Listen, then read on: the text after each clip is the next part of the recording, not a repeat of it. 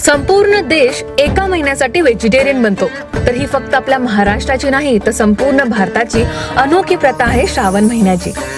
पण नॉनव्हेज खाल्लं तरी काय आणि होणार आहे, ही सगळी तर अंधश्रद्धा आहे. पण बरं का, या सगळ्याच्या तळाशी निसर्गाचं चक्र, आपलं आरोग्य आणि हजारो वर्षांची परंपरा आहे बरं का. सायंटिफिक दृष्टिकोनातून पाहिलं तर कोंबडी, मासे आणि समुद्रातील जीवांचा हाच प्रजनन काळ असतो. तसेच श्रावणातील दमट आणि कमी प्रकाश असलेल्या वातावरणात कोंबड्यांच्या शरीरात हार्मोनल बदल होत असतात.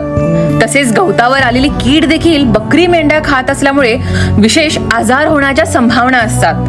माशांचा प्रजननाचा सुद्धा हा सर्वात नाजूक काळ असतो. म्हणून भारत सरकार सुद्धा एका स्पेसिफिक काळासाठी मासेमारीवर बंदी घालतो, कारण या काळात त्यांना मारणं म्हणजे त्यांच्या वंशवृद्धीवर आळा घालणंच नाही का, आणि याने फूड चेन सुद्धा बिघडली जाऊ शकते. आणि आपण आरोग्याच्या दृष्टीने पाहिलं तर याच काळात आपली पचनशक्ती कमकुवत असते आणि मांसाहारासारखा पचायला जड असलेल्या पदार्थाचे सेवन केल्याने गॅस, ऍसिडिटी, स्किन प्रॉब्लेम सुद्धा वाढतात. तसंच मांसाहार हे मुळात तामसी अन्न असल्यामुळे शारीरिक आणि मानसिक इम्बॅलन्स सुद्धा निर्माण करतो. आणि आता सगळ्यात महत्वाचं, या काळातच आपला निसर्ग पुन्हा बहरायला लागतो आणि नवल म्हणजे शरीराला पौष्टिक असणाऱ्या पालेभाज्या आणि पावसाळी भाज्या अगदी जोमाने वाढतात.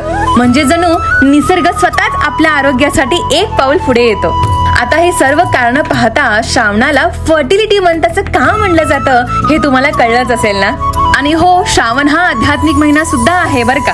त्यामुळे घरातील बरीचशी शुभ कार्य याच महिन्यात पार पडली जातात. नवविवाहित स्त्रिया छान मंगळागौर खेळतात.